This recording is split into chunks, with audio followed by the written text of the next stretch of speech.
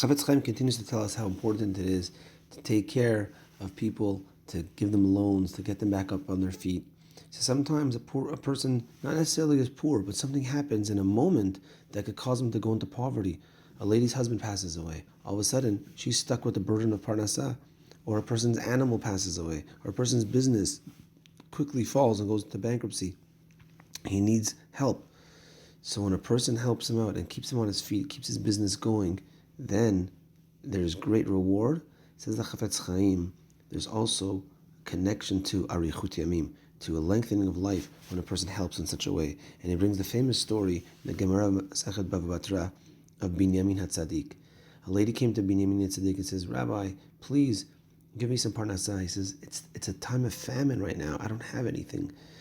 And she said, please, if you don't feed me, if you don't take care of me, me and my 7 children are going to pass away. The Gemara says he got up and he fed her and he took care of her. And the Gemara says that what type of feeding? Was it a one-time feed? But rather, it was an amount of money that it was able to sustain her to create a business, and that she was able to continue to have parnasah for her and her family. The Gemara tells us that not long later, Binyamin HaTzadik was dying. And in heaven, the Gemara says that the angels told Hashem, how could it be that this person who saved these people's lives is now dying?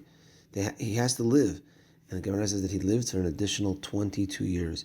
Chafetz Chaim points out the pasuk that tells us of that when you help your friend from falling and you hold him up, is 22 words in it. And so too, there's 22 letters in the Torah telling us that when a person helps, it's as if he held up the entire Torah as well.